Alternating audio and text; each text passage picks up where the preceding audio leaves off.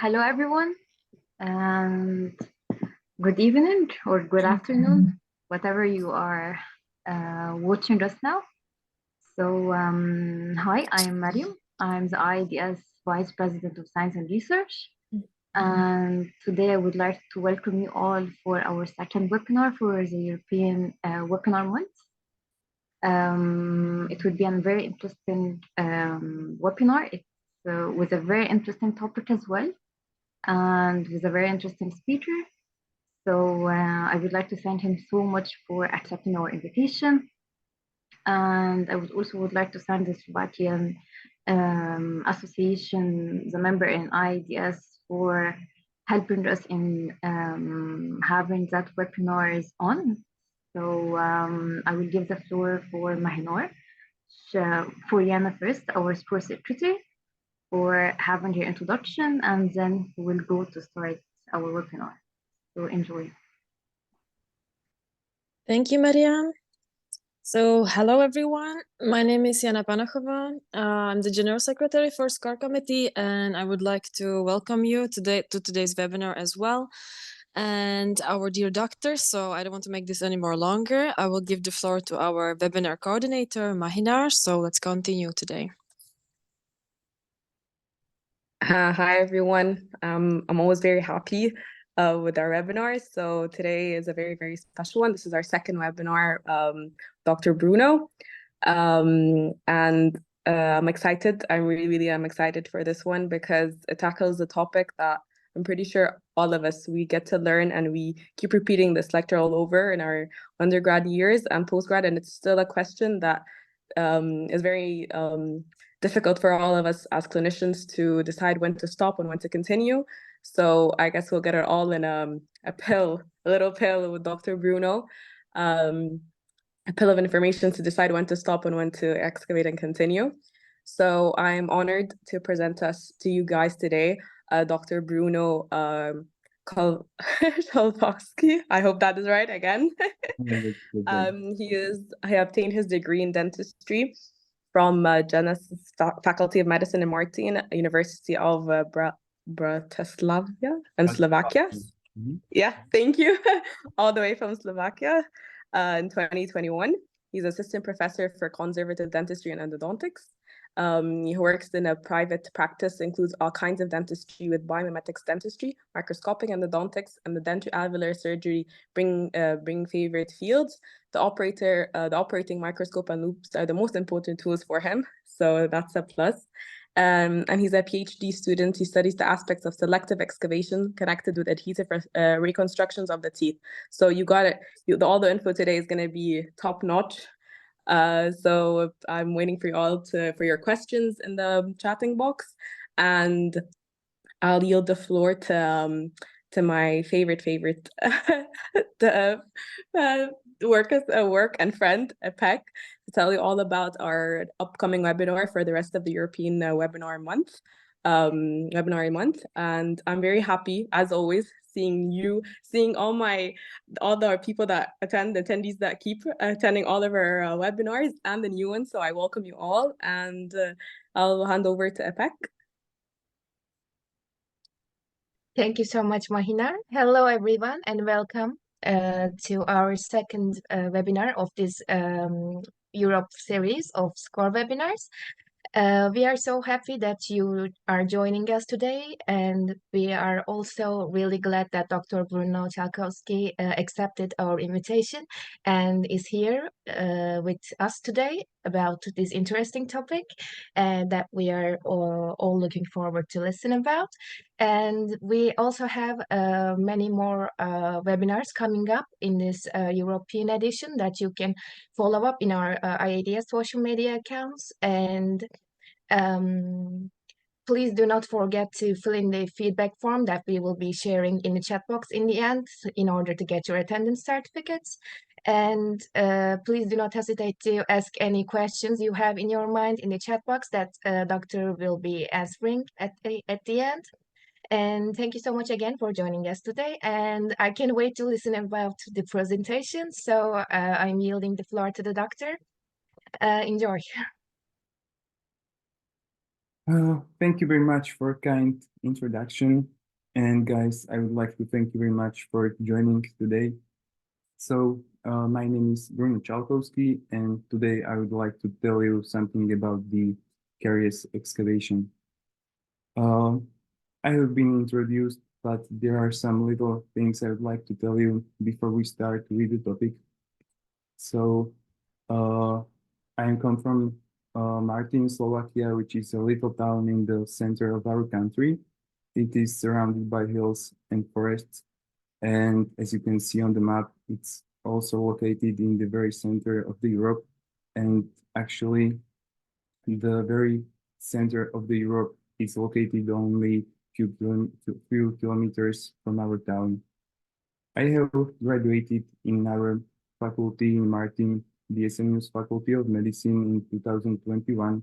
Actually, I'm only 27 years old, so there is a little mistake. I'm no professor, I'm only doctor. Maybe one day I will be, or we will see. And here I'm working as a teacher for the endodontics and conservative and restorative dentistry. I also run my own dental practice, which is rather small. It's only one dental chair there where I work. And since I'm a solo doctor, I also do all kinds of dentistry. As has been mentioned, for example, the surgery and the prosthodontics and also the restorative dentistry. So let's talk about the topic of today. As we all know, the dental caries is a disease that has been treated for, we can say, thousands of years or centuries. But what's the oldest clinical dilemma of treating the tooth decay? It's when to remove the tooth decay and where to stop, how to distinguish what to remove and what to leave. As I would like to show you, this problem has been there even in the as we can say, the professional literature for over centuries. So as I said, the caries has been treated for centuries. So we have to have some agreement about where to end its excavation, right? Well, unfortunately, it's not that simple. And maybe you know the series of this, Dwight would say something like this. It's debatable. There are basically two schools of thought. Let me explain. The first school of thought, it's of the doctors or researchers or the researchers who think that the caries lesion is actually a manageable ecosystem in which when we effectively change the carriogenic biofilm, the lesion arrests and there is no progression. On the other hand, the other group of doctors or researchers think that the caries is an irreversible and infectious disease, and we require to complete its elimination completely. So these are actually two opposite schools of thought which throughout the history argue with one another. So as I have said, this clinical dilemma has been going on for centuries. I'm sure you know all the Green Vardiman Black, one of the most famous dentists, which even published some of the professional books in in the early 19th century. And in his work, he has stated or advocates the complete removal of all caries area because there were bacteria present, and he noticed that when he had left some of the bacteria or the decayed tissue near or in the tooth, there had been some problems with that. On the other hand, maybe you have heard of Sir John Holmes, who had published his publication already in 1887, where he stated that we should prefer to leave some layer of discolored or what he meant decayed dentin over the pulp in order to protect it from the exposure of the pulp.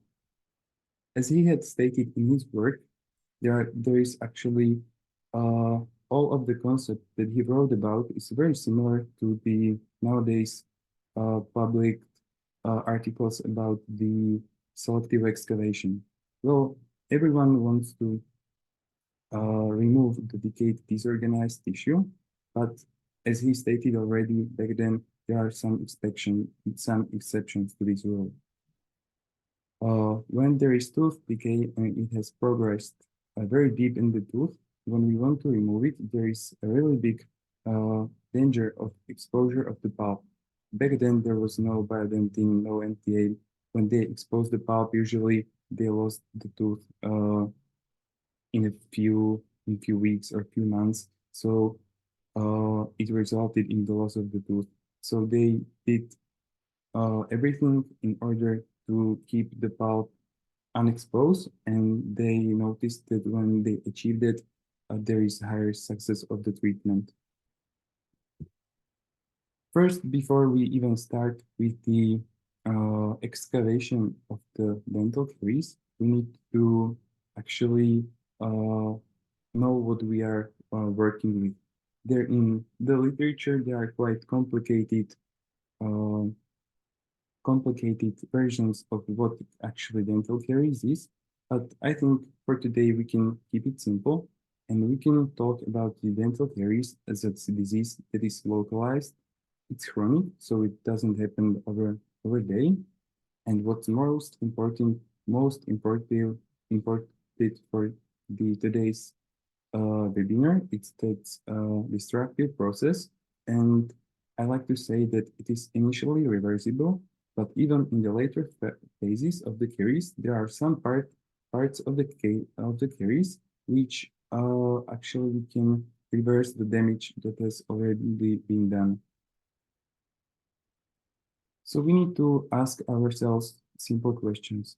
As we can see on the picture, aside from that I haven't placed the retraction cord properly, the answers why we remove the dental caries.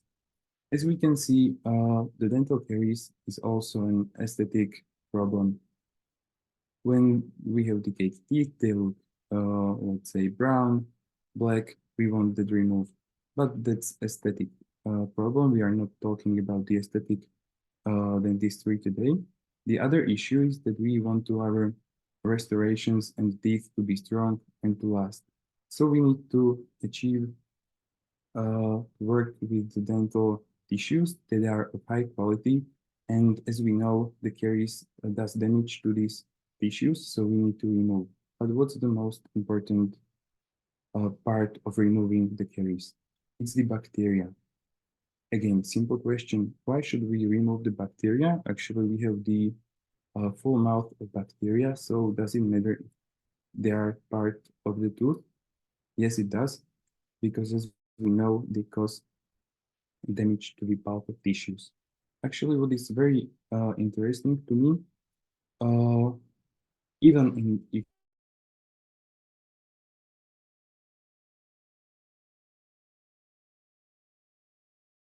microscopic scale, we can see on histologic specimen that there are already some cells of inflammatory cells present, so the pulp reacts even to the lesions which are located in the enamel. So we need to keep in mind that we don't want a bacteria. We want as little bacteria as possible in the tooth. Why is it important to remove them? There has been this study done in, I think, 1950s, so it's a long time, relatively long time ago. And the scientists, they took two groups of rats. One group of the rats, they were raised in conditions when there were no bacteria, no germs. Even the food they received, it contained no germs. And they intentionally exposed by the means of drilling the pulp of their teeth. They did the same to the group which were actually ordinary rats, and then unfortunately they had to kill them in order to gain the histologic specimen. The very interesting thing about it that even without any treatment, just with the absence of microbes, in the group where there were no bacteria, the pulp began to heal after 14 days.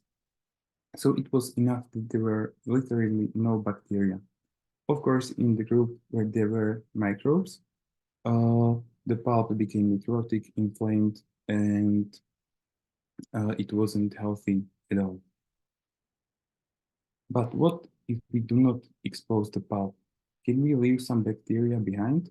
That is the real question, because as we know, during every treatment, when we expose the pulp, it's a little bit of complication for us. Of course, we have MTA or biodentin, we can solve it, but it requires more time, more materials, and it's more prone to mistake. Maybe you are familiar with a work of Dr. Domenico Ricucci. If you are not, you should recommend it. He's very passionate about endodontics, and he also is he also does a bit of, not a bit, a lot of histology himself. And what he is showing us on this picture is that there are actually bacteria present even in the hard dentin if there is a caries lesion. Of course, there are bacteria present in the decayed enamel and dentin, but what was quite surprising for me that there are usually or time to time present even bacteria in the hard dentin. So in order to remove all the bacteria, we would have to really drill very deep, and still we cannot be quite sure about the removal of all of the bacteria. So what I would like to point out is that even though we remove all of the decayed bacteria, the decayed dentin with most of the bacteria, we cannot be sure that we have removed it all. So what if we expose the pulp when we treat the tooth decay? What's the success rate of direct pulp capping? Direct pulp capping is usually our treatment of choice when we expose the pulp. Of course, it depends from the status of the pulp and its health, but assuming we consider the pulp healthy, we approach with the direct pulp capping approach. We can use the biodentin or MTA or the calcium hydroxide. As you can see, if we use the calcium hydroxide, after follow-up period of 4 to 5 years, the success rate is somewhere around 45%, which I wouldn't call a success at all.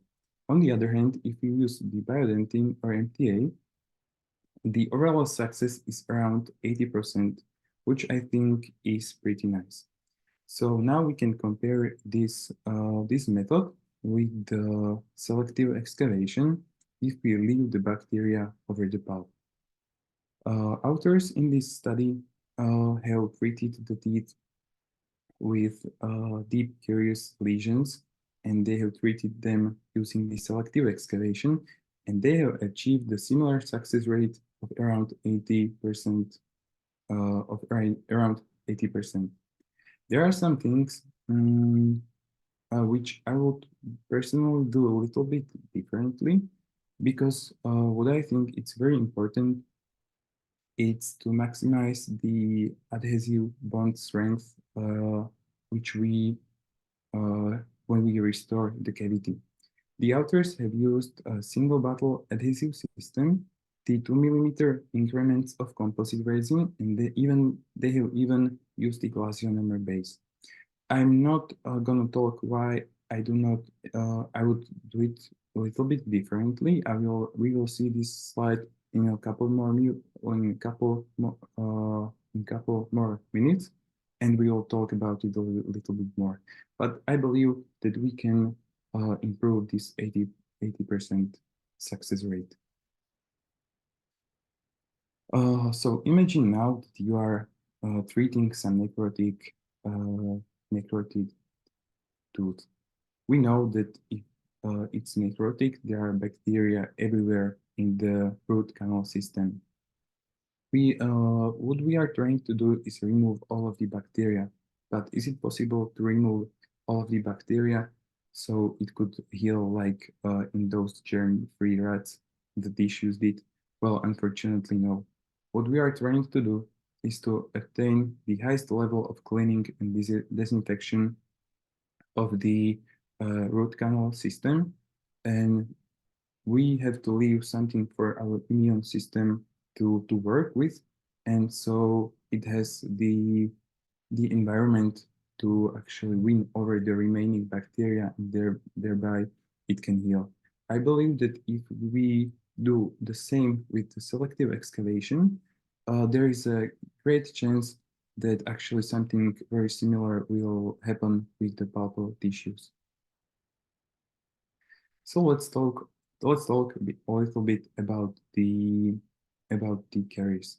As I have said before, it's an destructive process. It affects the enamel, the hard tissues of the tooth, which is the enamel and the dentin. So let's talk about the enamel. It's very simple with the enamel because everyone is on the same page and they believe that if it's demineralized, we need to completely remove it. Why? It's, for example, because we are not able to achieve a quality bonding to this adhesive substrate. It's quite porous, so there is an higher adherence of the bacteria, so there is high risk of a secondary caries.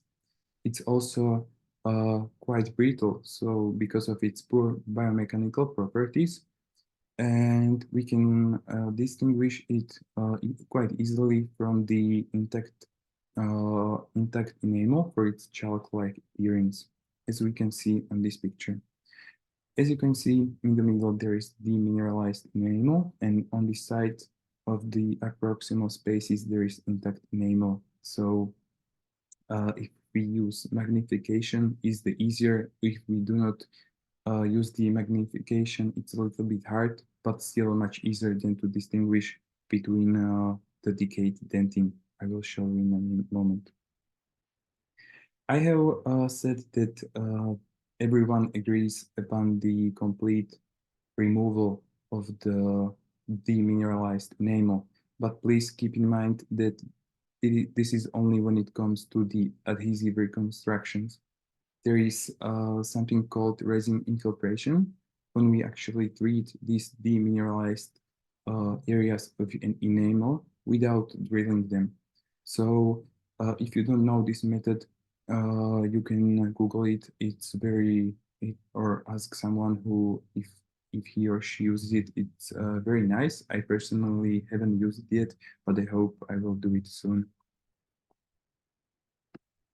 So now let's talk about the dentin.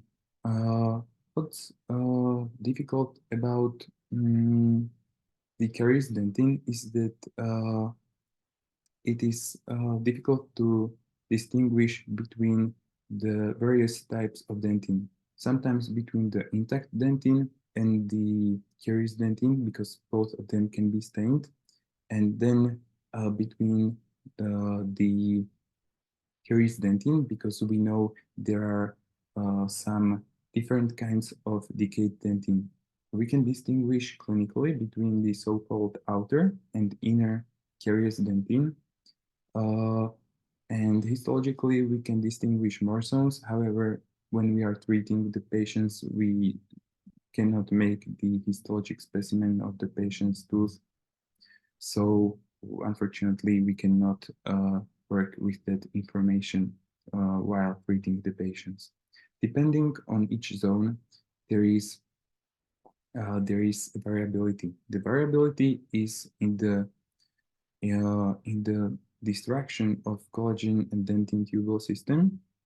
There is also difference in how high bond strength can we achieve with each of the part of the dentin. There is different level of bacteria present, and each part of the caries dentin has different mechanical properties. So how do we determine where do we end our caries excavation endpoint? We can determine it by the color, by the hardness, or we can use something that is called caries detecting dye. Let me show you. If we want to do it simply by judging by the color, we need to keep in mind that it's not a very lucky choice, because as you can see on the picture, this is quite an old picture I have been doing in root canal retreatment on this tooth, and we can see that it's quite heavily stained. The black staining or the staining actually comes from many things. We need to think of a caries process as a very complex biomechanical process with a lot of byproducts which can stain its surrounding, for example, the dentin. Also, there are a lot of, for example, metallical fillings which can stain the dentin, which are usually brown or black. And also there are different root canal fillings which can stain the dentin. In my country, it's usually the red color. I'm not sure how it is in the other parts of the world. So color is not a very lucky guide for us. We can try the hardness of the dentin. Well, each of us can distinguish in the same way between the impact and mud-like dentin, but a lot of authors refer to so-called firm dentin. But the firm dentin, actually, I think it's very difficult for us to distinguish what is firm and what is not for two different people, because each of us has their own sense of feeling the pressure. So I think it's not very predictable. On the other hand, the dentin can be soft, not because of caries, but there is something called a reparative dentin, which is displaced by the pulp, and it's also soft, but it's not decayed. So if you would like to remove everything that is soft, we would also remove this reparative dentin and cause pulp exposure. Imagine you invite a former basketball player Shaquille O'Neal and his girlfriend to your dental office and give both of them the same tooth and ask them if they remove only the dentin to the firm dentin. Well, I believe when you check them after 5 minutes, the Shaq would be already doing root canal treatment and his wife would be only scratching the top of the tooth. So I don't think it's very lucky either to judge by the hardness of the dentin. But I don't want anyone to get angry at me that I'm showing the man as a stronger one, so we can look it this way. But actually it's the same, because one of them would be doing endo and the other one would maybe be stretching only the surface of the tooth. The other factor that comes we should consider is the instruments we use. As you can see, there are two burrs on the picture. One is diamond coated. The other hand is, I don't know, in Slovakia we call it a thermacut burr. And it is used for the gingivectomy to remove the gum. If you use the diamond coated burr long enough, it will become a thermacut burr. So when you start drilling the tooth, actually you won't be going anywhere, and you might get used to this pressure and to the necessary force. But when you grab a new fresh burr and you apply the same force, actually the feeling would be very much different. So you need to keep in mind also the factor of the instruments. I mentioned the non-carious softening of a dentin, or the opposition of a reparative dentin. As you can see, we know that the lower premolars are quite anatomically the same teeth. But as you can see on this X-ray, on the second premolar, there is a very big caries in the intimacy of the pulp chamber. When we look at the first premolar, there is only small caries, which is quite far away from the pulp chamber, and the pulp chamber has a nice shape. It's not tilted from the caries as the second premolar, and it's because of the apposition of reparative dentin. This is the mechanism for the pulp to protect itself from decay, and we can look at it like this. So the green part is the reparative dentin, which is soft, and if we would like to remove it during the excavation just because it's soft, we would expose the pulp, and then we would have to do direct pulp capping or pulpotomy or whatever. Actually, this is one of the first cases I have documented, and this is the case when I finished the excavation. As you can see, there is some staining in the middle of the tooth. Well, it's not, it might look red, but it's not the pulp that I have mentioned before. It's the caries detecting dye. It is a solution made of propylene glycol, which is able to distinguish the outer caries dentin and the inner caries dentin.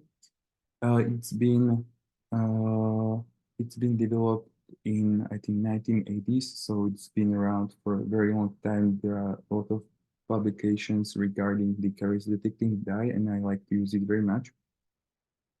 So we can now talk about this, about the use of the caries detecting dye. So this is an cavity after the selective excavation. And as you can see, there is different staining in the middle of the tooth. Somewhere it is light pink dentin, somewhere it is stained a little bit darker. So if we would look at this dentin under the microscope in histological lab, we would see in some parts of outer caries dentin and inner caries dentin. But by looking at this like this, by looking at the picture like this, we cannot be quite sure where would we drill. At least I'm not quite sure, because as we can see on the X-ray, the caries on the distal aspect of the first molar has been in the very proximity of the pulp. So I have chosen to go with the selective excavation, and so far it's working all right. So let's talk about the outer caries dentin. If we would stain it with the caries detecting dye, it will be stained in dark red color. The dentinal tubules in this outer caries zone are totally disrupted. The collagen fibrils are denaturated, and it's highly acidic, infected, and highly demineralized. So we should remove it always, because as you can see on the picture, it looks like this. It's so-called dentinal mud, as someone said. Then we have this inner caries dentin, which is something completely else. If we would stain it with caries detecting dye, it would stain only in light pink color. It has an intact network of dentinal tubules, and its structure of collagen fibers is retained. It is only partially demineralized, so after the neutralization of acidic environment, we can actually the biomechanical properties, we can change them in a means of intact collagen. And there are debates about whether it is infected or not, but as I have read, it's almost always slightly infected, so there are bacteria present. This is the picture of cavity of a young lady I have treated. The thing with fastly developing caries is that there is no staining of the caries itself. I can show you the X-ray, and as you can see, again, the caries has been very close to the pulp, so we had to be careful because it will be difficult to treat this patient, especially because she's very small with a limited mouth opening, and I was trying to avoid doing root canal or something more complicated with such young patient. So we can move on. Now, what I would like to show you on this picture is again the other picture of while doing root canal retreatment. I have told you that the caries detecting dye stains the dentin in red or pink colors.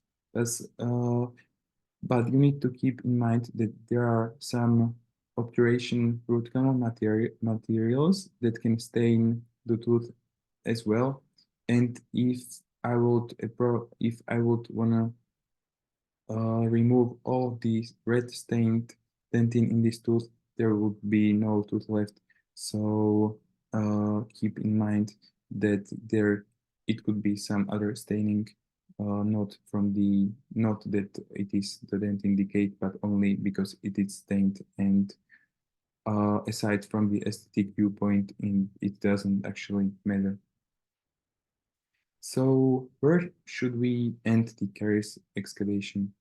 It depends. Should we use the total excavation or should we use the selective approach? There are many schemes which can guide us. For example, this one, where the authors provide us with some guide how to treat a shallow, moderate, or deep or caries lesions. Let's focus on the permanent tooth. Actually, what I a little bit like about this guide is that they do not advocate the total excavation. As you could see, I'm a fan of selective excavation, but I believe that the total excavation has its place in dentistry. So let me show you. For example, when we have the shallow or moderate lesions, when there is no risk of us exposing the dental pulp, we should always go for the total excavation. There is no point of leaving something that may or may not be somehow affected from the caries. We want to achieve the highest bond strength possible and to leave as little bacteria as we can. So we should always go with the total excavation. Actually, what I'm telling you today, it's kind of only my personal idea as I see or as I understand these things. If you meet someone tomorrow who is telling something completely different from what I'm telling you right now, it doesn't mean that he's wrong or I'm wrong, because I believe that in dentistry there are more ways how to achieve a successful treatment. So I believe we can both be right. Total excavation I would also use when we treat the pulp of the tooth, because we need to achieve again the environment when there are ideally no bacteria present. When we do the direct pulp capping, we need to remove all of the decayed soft dentin. Again, when we do pulpotomy or root canal treatment, we wanna it nice and clean and no bacteria. So again, when I'm doing endo, I drill away everything that is soft, that it is stained, and so on. So let's talk a little bit about selective excavation. I use this concept when there is no sign of the non-reversible damage done to the dentinal pulp. When the tooth is vital, the patient doesn't feel any discomfort. For example, what I mean by discomfort is this spontaneous pain, for example, or if he or she needs to take some analgesics and so on. So I prefer to do the selective excavation. What is interesting about selective excavation is that we leave behind some of the dental tissues or substrates which are of lesser quality, and in order to achieve adhesive restoration of high quality, we need to keep in mind the adhesion principles. As you could see, there are also concepts where we do not where we don't do any excavation at all. It's for me very interesting help technique which we can use for primary molars, and actually it works very simple. You have decayed primary molar. You get sure that there is no non-reversible damage to the pulp, and you simply build this crown over the tooth with glass ionomer cement. And by this, you are actually ensuring that the bacteria inside the tooth, you restrict their access to the, for example, sugars in the tooth, in the oral cavity, and so they become less carcinogenic, and you kind of stop their metabolism or slow down their metabolism, and you can ensure that the molars last longer in the kid's mouth. So as I have been talking about the different adhesive potential, there are there are more adhesive substrates than you might think. It's only not enamel and the dentin, and let me show you. So usually when we reconstruct these cavities, our approach is adhesive. Maybe in some cases, as I have showed you, it would be great to do some indirect onlays or overlays, but unfortunately in our country, not everyone can afford it. So I am like in this case forced to do direct overlay. So I really need to take into consideration the polymerization contraction, which I will talk about in a moment. So let's talk about these adhesive substrates and their potential of the bond strength. As you all know, we can predictably bond to the enamel. As you can see, and also check this article, we can achieve a nice bond strength of the superficial dentin. But what is very interesting is if we go deeper to the deep cervical dentin, we are already losing 20% of the bond strength just because of the anatomical and histological properties of this deep dentin. If we try to bond on a dentin that has been affected by the caries process, we lose even more additional percent. For example, the outer caries dentin we lose when we use it for bonding over 2/3 of the bond strength. So it's very, very low. So here on the picture, you can see the different location of adhesive substrates, with the most risky being the deep dentin, and as I mentioned before, the inner and outer caries dentin.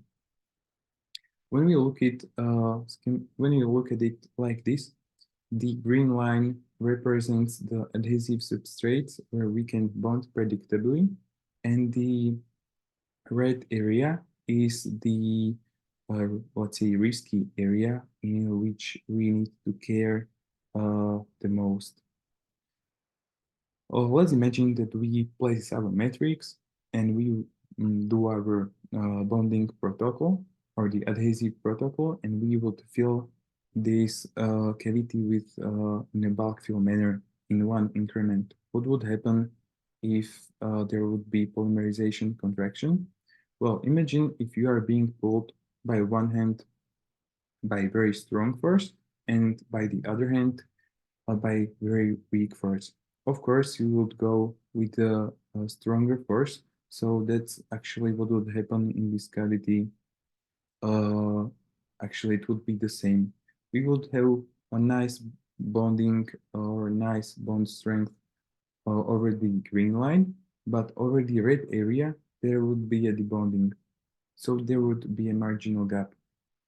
If there is marginal gap, there is a high chance of micro leakage. So the bacteria would get inside your below your restoration near the pulp, and this effect has been called as white amalgam effect.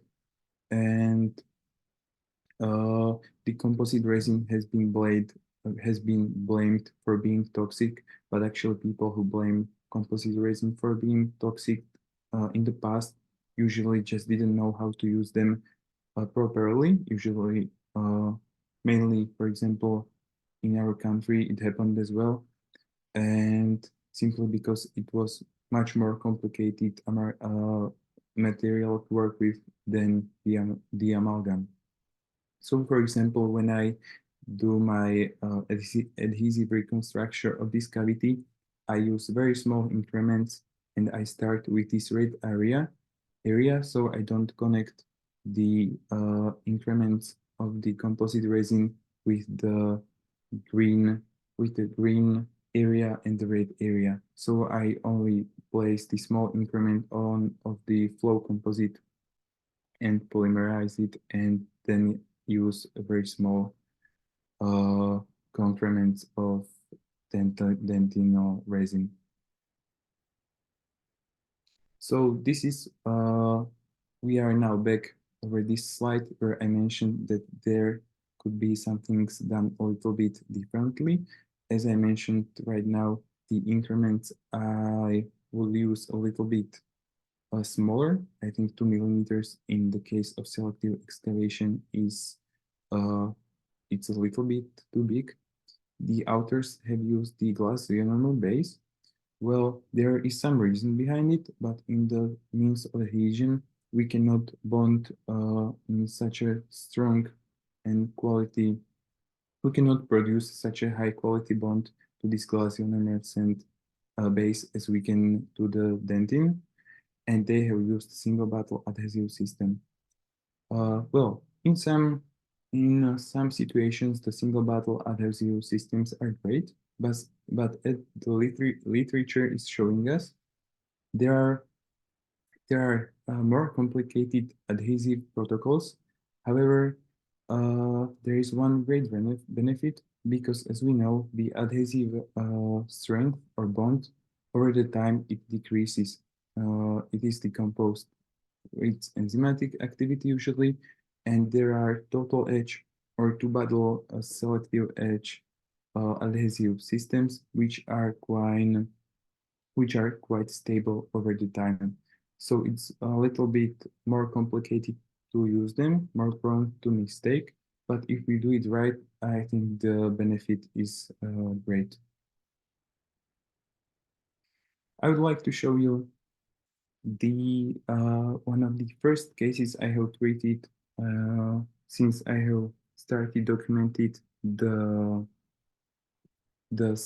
selective excavation and the adhesive reconstruction of these defects. Actually, this patient came for the checkup like a few days ago, so this is why I have put this case here. Actually, when he came for the initial checkup, I noticed that on the second premolar and the first premolar, there are quite big amalgam restorations with secondary caries, but both teeth were vital without any problem.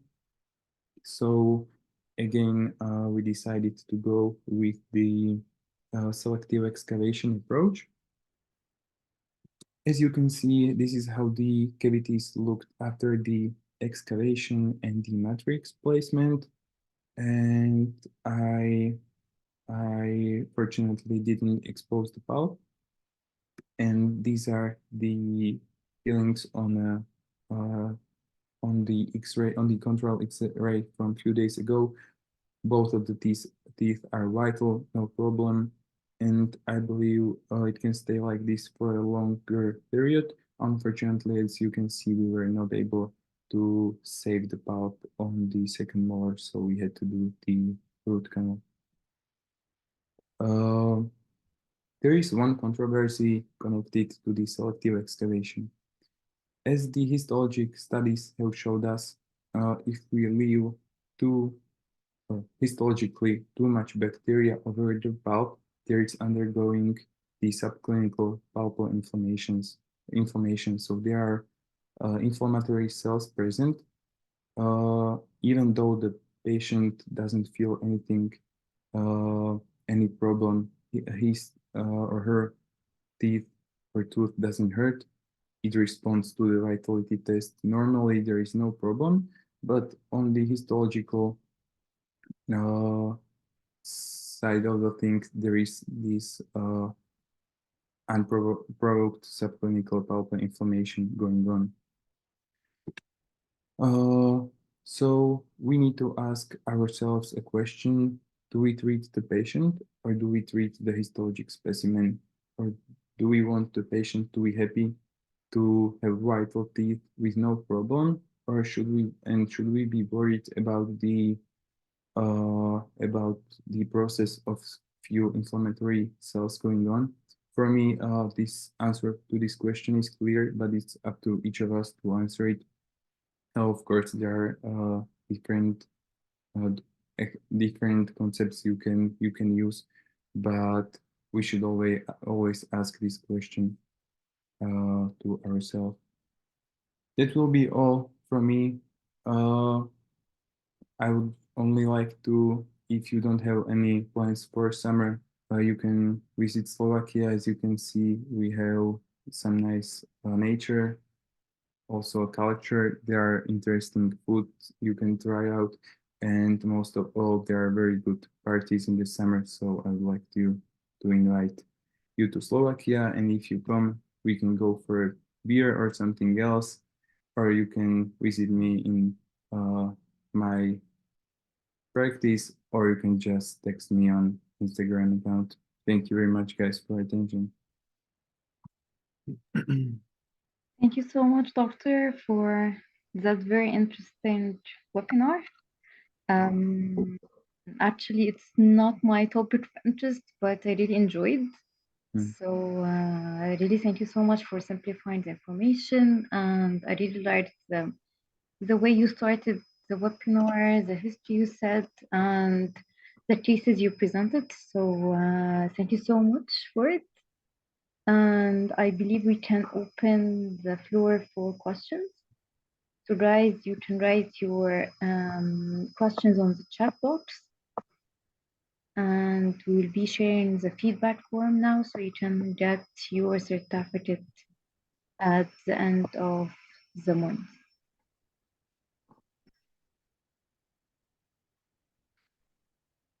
So we have a question from our webinar school coordinator, Ibak. She wanted to know more about what steps do you take to minimize the post-operative sensitivity and the discomfort for the patients following the caries excavation and restoration. I'm sorry, I have only heard the part about the minimalizing post-operative sensitivity. I haven't heard the other one. Okay, so what steps do you take to minimize the post-operative hypersensitivity and the discomfort which the patients feel after you do caries excavation? Okay. Well, I think that it is necessary to use the adhesive agent in a proper way as are the instructions, because always when as is my personal experience, if I do the exactly as it is written on the instructions of the manufacturer, usually I didn't had any problems with the sensitivity.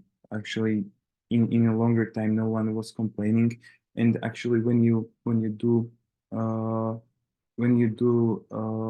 treat the tooth with a deep caries lesion, actually it's vital tissue you are operating nearby. So I believe there is always a little sensitivity connected with your treatment, so you can like not escape this thing completely.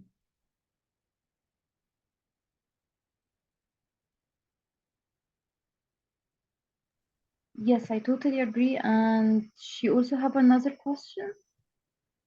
She's asking, are there any specific innovations in restorative dentistry materials or techniques that are particularly excited about it or currently integrating into our practice? This is very interesting question. It's interesting question. Yeah. I believe that in some time the universal adhesives will become of higher quality, and then the adhesion will be simply more simple for us to use. So our patients will benefit from it more, and the adhesive procedures will take less time and be of higher quality. But I cannot think of some exact innovation that I have been using like for the last couple of months. For example, I use the adhesive system called OptiBond from a care company, and it has been around for I think more over 30 years. So actually it's not an innovation, but it still works great. And yeah, and so. Okay. So I believe it's a question from my side as well. So what's your opinion about the artificial intelligence in dentistry? It's booming a lot currently. Yeah, it's booming a lot, and I believe that it might help us because each of us, we are only human, we do mistakes, and if if it is used in the right way, it could be very beneficial for us. So I am certainly not against it. I encourage using the artificial intelligence, but in a very, very controlled way. Okay, so we will see our future. Yeah. We have a question in the chat box from Madiha Zahra. So she's asking, it's not exactly relevant to our topic, but she wanted to know about the adhesive generation, which you recommend. Well, as I said, I use for example, the first generation, the Total Edge Optibond, that it's kind of my favorite for the selective excavation, but I also use the universal adhesives like Scotch Bond or G Premium from GC and so on. It depends from the clinical situation, because if you are not able to, for example, not always you are able to place rubber dam, and if you are, for example, working on some, for example, pediatric patients, so, and if you have to be fast, there is no point in using some complicated adhesive systems because it's more prone to mistake, and I recommend something simpler. That's my personal intake.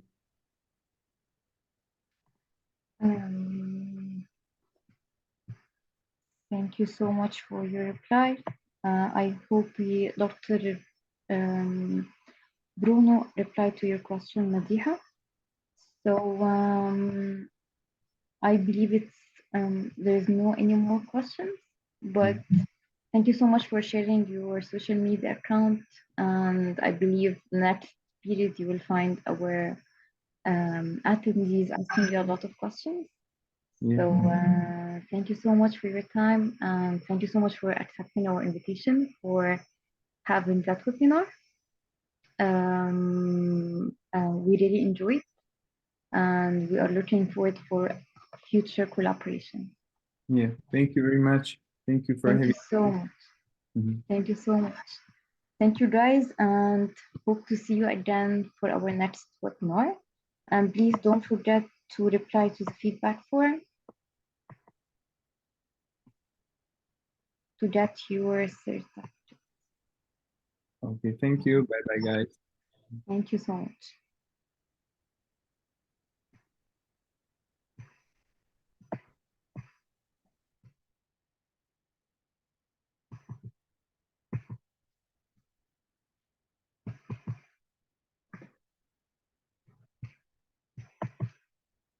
Guys, sorry for the technical problem about the link.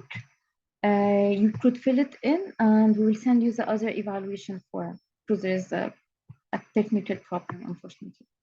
So fill it in, please. And whoever attended, we recorded your emails and we'll be sending you the feedback form to fill it in for having your certificate.